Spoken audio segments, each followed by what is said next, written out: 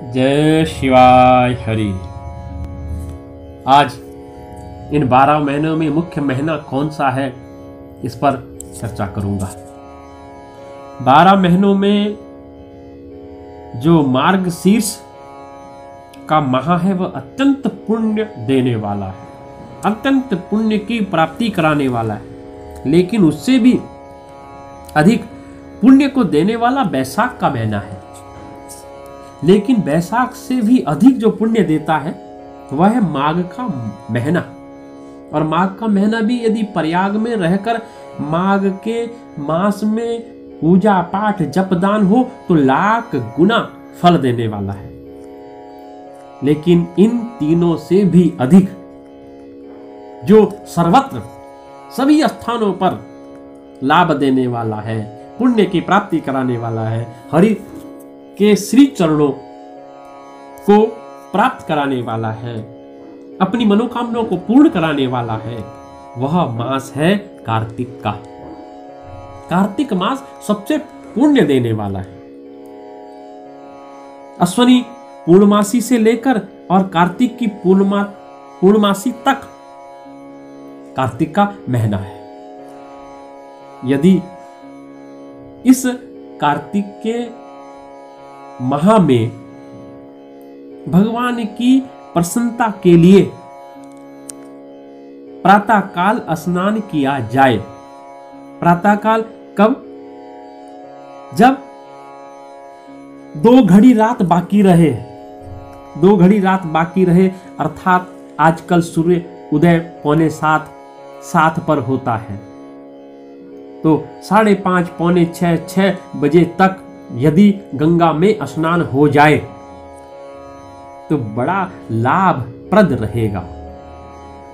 सूर्य उदय ना हो और तुला लग्न में लगा हुआ हो और तब स्नान हो जाए, गंगा में हो जाए तो अच्छा है। लेकिन गंगा नहीं जा सकते तो घर पर ही क्या करें कि गंगा जल में सामान्य जल मिलाना चाहिए। हम लोग क्या करते हैं कि बाल्टी भरी सामान्य जल की और उसमें 2 बूंद गंगा जल मिलाया।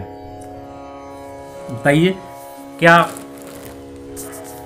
दूध में जब हम पानी मिलाते हैं तो क्या करते हैं? पानी में दूध मिलाते हैं या दूध में पानी मिलाते हैं? दूध में पानी मिलाया जाता है। तो ठीक उसी प्रकार पात्र में 2-4 बूंद या 1 गिलास गंगा जल का हो, उसमें सामान्य जल मिलाया जाए और तब भगवान की प्रसन्नता के लिए स्नान किया जाए। सूर्य उदय न हुआ हो। स्नान का मंत्र क्या है? कार्तिक को हम करिष्यामि प्रातः स्नान जनार्दन प्रीत्यर्थव देवेश दामोदरमया सह। जिनसे संस्कृत में ना कहा जाए वो कहे कि हे जनार्दन, लक्ष्मी सहित आपकी प्रसन्नता के लिए मैं कार्तिक का प्रातः स्नान कर रहा हूं, आप प्रसन्न होइए। ऐसा कहकर स्नान करना चाहिए। स्नान करने के पश्चात भगवान को अर्घ्य देना चाहिए। और अर्घ्य देते हुए जो मंत्र है वो क्या है कि ग्रहण अर्घमया दत्तम राधाय सहितो हरे नमः कमलानाभाय नमस्ते जलशायिने नमस्तुते हर्षिकेशे ग्रहण अर्घ नमस्तुते। इसका भाव है कि हे प्रभु, आप राधा के संग मेरे दिए हुए अर्घ को स्वीकार करें। हे लक्ष्मीकांत, आप कमल नाभ को नमस्कार है। जल में शयन करने वाले आप नारायण को मैं नमस्कार करता हूँ। आप मेरा अर्घ ग्रहण करें। आपको बारंबार नमस्कार है, आपको बारंबार कोटि कोटि नमन करता हूँ। स्नान करने के बाद जो भगवान का जो मंत्र है, जो कार्तिक में जिसको महामंत्र कहा गया है, जो पुण्य को देने वाला है, जो लाभ को देने वाला है, वो क्या है कि गोविंद गोविंद हरे मुरारे, गोविंद गोविंद मुकुंद कृष्णा, गोविंद गोविंद रथांग पाणे, गोविंद दामोदर माधवेदी, गोविंद गोविंद हरे मुरारे, गोविंद गोविंद मुकुंद कृष्णा, गोविंद गोविंद रथांग पाणे, गोविंद दामोदर माधवेति। ये महामंत्र है कार्तिक का, और इसकी एक माला, 3 माला, जितना संभव हो सके ज्यादा से ज्यादा, अधिक से अधिक इस माला का जाप करना चाहिए। यदि कार्तिक में गीता का पाठ हो सके तो गीता का पाठ भी करना चाहिए। अब आप कहेंगे कि स्नान प्रातः काल ही क्यों बताया? तो स्नान के जो प्रकार है वह स्नान है 4 प्रकार का। पहला स्नान है वायव्य स्नान, दूसरा है वारुण स्नान, तीसरा है ब्रह्म स्नान, और चौथा है दिव्य स्नान। जो वायव्य स्नान है उसका भाव है कि गौधूली से किया हुआ स्नान। गौधूली यानी जब गाय वन से घर आती हो और उनके चरणों से जो धूल उड़ती है, उस धूल के द्वारा, उस धूल से जो स्नान होता है उसको कहा गया है वायव्य स्नान। वारुण स्नान है कि यदि समुद्र आदि के जल से जो स्नान किया जाता है वह वारुण स्नान है। जो वेद मंत्रों के द्वारा यानी मंत्र बोलते हुए जो स्नान होता है उसको कहते हैं ब्रह्म स्नान। और जो मेघों द्वारा यानी जब वर्षा हो रही हो या सूर्य की किरणों के द्वारा जो जल अपने शरीर पर गिरता है उसको दिव्य स्नान कहा है। तो ब्राह्मण, क्षत्रिय, वैश्य को मंत्र उच्चारण के साथ स्नान करना चाहिए। कार्तिक में जो स्नान है वह स्नान रात्रि शेष रहे तब तक यदि स्नान कर लिया जाए, चाहे वो जलाशय में हो, गंगा में हो या घर पर हो, तो वह उत्तम श्रेणी का स्नान है। सूर्योदय हो जाए और तब यदि आप कार्तिक का स्नान कर रहे हैं तो वो मध्यम श्रेणी का है। तो जब तक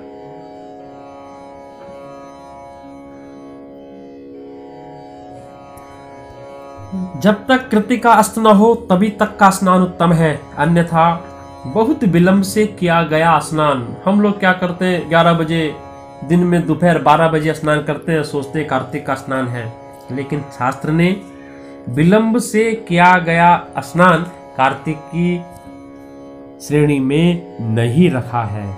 इसलिए यदि जो मनीषी, जो भक्त कार्तिक का स्नान अश्वनी पूर्णिमा से लेकर कार्तिक पूर्णिमा तक करना चाहें, वह सूर्य उदय न हो तब तक स्नान कर ले तो उत्तम श्रेणी का स्नान माना गया है।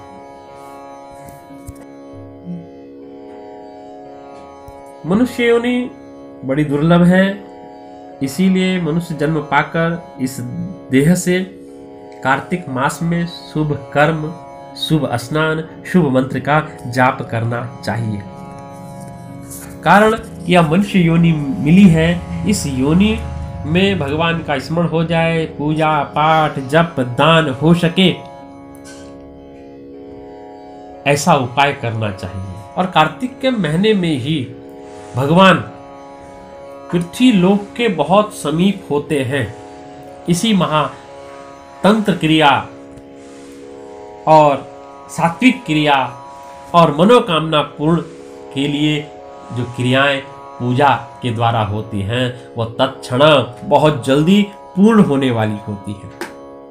इस महा दान, स्नान, भोजन, व्रत, स्वर्ण, चांदी, भूमि वस्त्र आदि का दान करना चाहिए।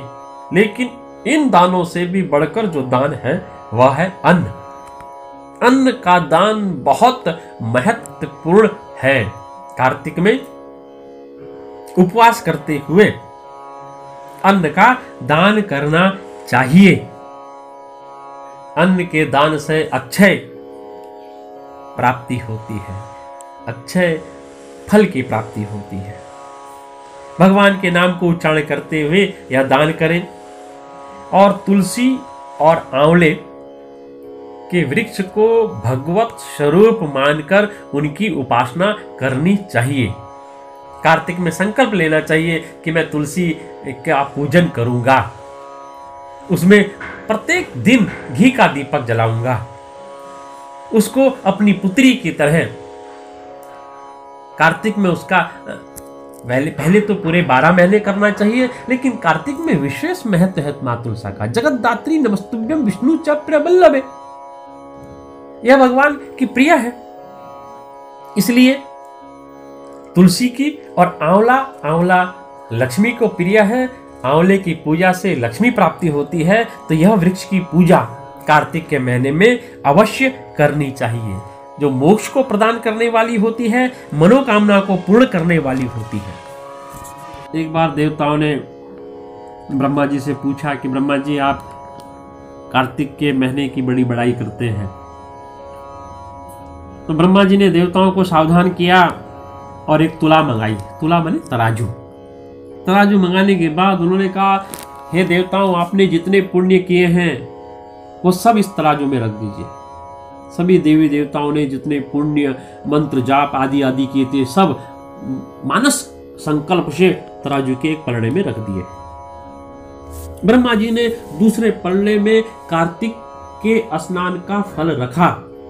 तो जैसे ही कार्तिक मास के स्नान का फल रखा तो वह पलड़ा भारी मिला। ब्रह्मा जी ने कहा, यही है कार्तिक स्नान का महत्व। सब धन्य हो गए और कहा कि हाँ, कार्तिक का स्नान करना चाहिए। तो जिसके मुख मस्तिष्क पर तुलसा हो, तुलसा की पूजा हो, तुलसा का जपदान जो करता हो, उस पर कभी भी यमराज की दृष्टि नहीं पड़ती। प्राचीन काल में हरिमेधा और सुमेधा नाम के 2 ब्राह्मण थे महाराज।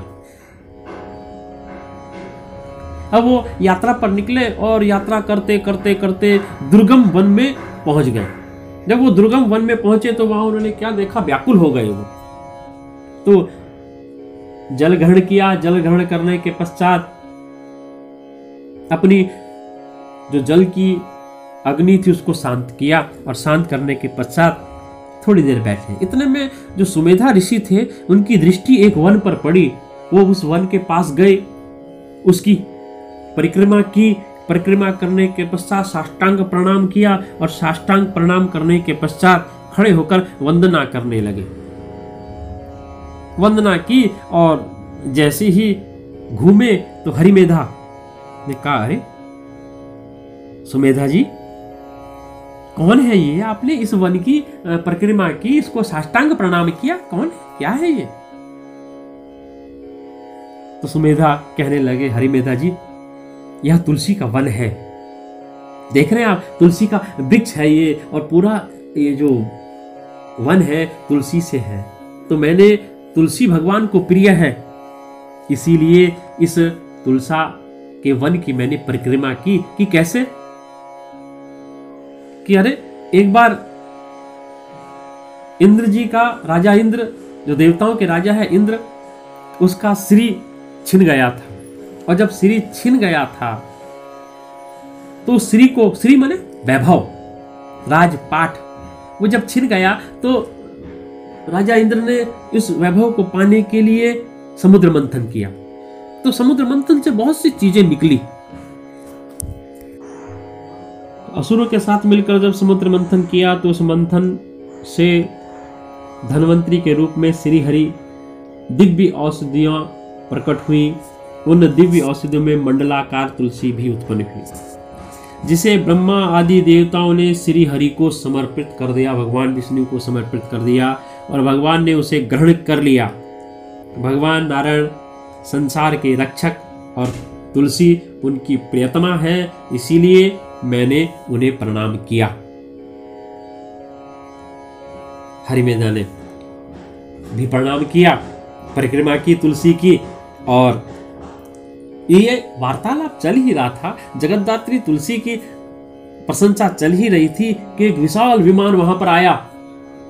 विमान जैसे ही वहां पहुंचा और पार्षद ने विमान से उतरकर दोनों से वंदन किया, निवेदन किया कि आप बैठे, आपके लिए विमान आया है, आपको वैकुंठ जाना है। इतनी वार्तालाप चल ही रही थी कि उसी के निकट एक बरगद का पेड़ था, बहुत बड़ा, और वह बरगद का पेड़ इस बातचीत को सुन ही रहा था कि एकदम भूमि पर गिर पड़ा। जैसी भूमि पर गिरा तो गिरते ही उसमें एक बहुत बड़ा शरीर उत्पन्न हुआ। वह जो दिव्य शरीर प्रकट हुआ, उस दिव्य शरीर ने दोनों ऋषियों को प्रणाम किया। तो हरिमेधा ने कहा, आप कौन हैं? इस बरगद के पेड़ से कैसे प्रकट हुए? तो उसने बताया कि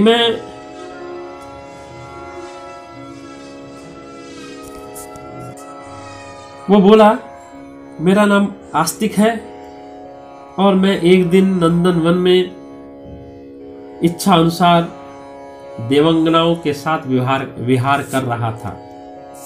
विहार करते करते उन जो युवतियों के जो हार थे, वो हार के मोती टूट गए और टूटकर नीचे गिरने लगे।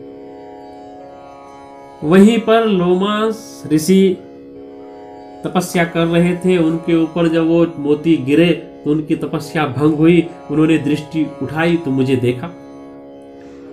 उन देवांगनाओं युवतियों को देखा और क्रोध किया। तो उन्होंने कहा, ये तो युवतियां हैं, ये तो पराधीन है, लेकिन तुम तो पुरुष हो, तुमने मेरी ध्यान है भंग किया है, अपराधी तुम ही हो। हे आस्तिक, मैं तुम्हें अपराधी मानकर यह शाप देता हूं कि तुम जाओ, ब्रह्म राक्षस हो जाओ और वर्षों तक बरगद के पेड़ पर रहो। जब यह श्राप मिल गया तो हम लोग ऋषि के पास पहुंचे, चरण पकड़े, निवेदन किया, प्रभु ऐसा मत करिए। तब वो जब संतुष्ट हुए तो उन्होंने कहा कि जब कोई बरगद के पेड़ के नीचे माता तुलसी की प्रशंसा करेगा, माता तुलसी की जो अच्छाइयां हैं उनका बखान करेगा, उनको सुनकर तुम्हारा यह ब्रह्म राक्षस तत्व छूट जाएगा और तुम अपनी पूर्व जन्म जो यह जन्म है, इस जन्म के शरीर को पाओगे और तब अपने स्थान पर आ सकते हो। आज आपके मुख से मैंने तुलसी की महिमा सुनी, उससे हम लोग श्राप से मुक्त हुए, इसलिए मैं आपको प्रणाम करता हूं। तुलसी वन की प्रदक्षिणा उन्होंने की और तुलसी का पूजन किया। पूजन करने के पश्चात, प्रदक्षिणा करने के पश्चात आस्तिक भी अपने राज्य को गया शरीर को पाकर, और हरिमेधा और सुमेधा ऋषि भी वैकुंठ को पहुंचे। तो इसीलिए कार्तिक के महीने में स्नान का बड़ा महत्व है। स्नान के बाद अन्नदान का महत्व है। भगवान के महामंत्र के जाप का बड़ा महत्व है। और विशेष इन कार्तिक के महीने में यदि कोई संकल्प लिया जाए कि मैं तुलसा में दीपक जलाऊंगा, गंगा का स्नान करूंगा, गौशाला में दीपक जलाऊंगा, दूसरे के अन्न का भोजन कार्तिक के महीने नहीं करूंगा बल्कि अन्न दान करूंगा, तो यह पुण्य को देने वाला है। कार्तिक पूर्णमासी से लेकर और अश्वनी पूर्णमासी से लेकर और कार्तिक की पूर्णमासी तक किया गया पूजा पाठ, जप, दान, हवन, यह सब पुण्य की प्राप्ति कराने वाला है। आगे भी इस चैनल के माध्यम से पूरे कार्तिक मास की कथाओं को आपके सम्मुख पहुंचाने का प्रयास करूंगा। इन्हीं शब्दों के साथ अपनी वाणी को विराम देता हूं। जय जय शिवाय हरि, जय जय शिवाय हरि, जय जय शिवाय हरि।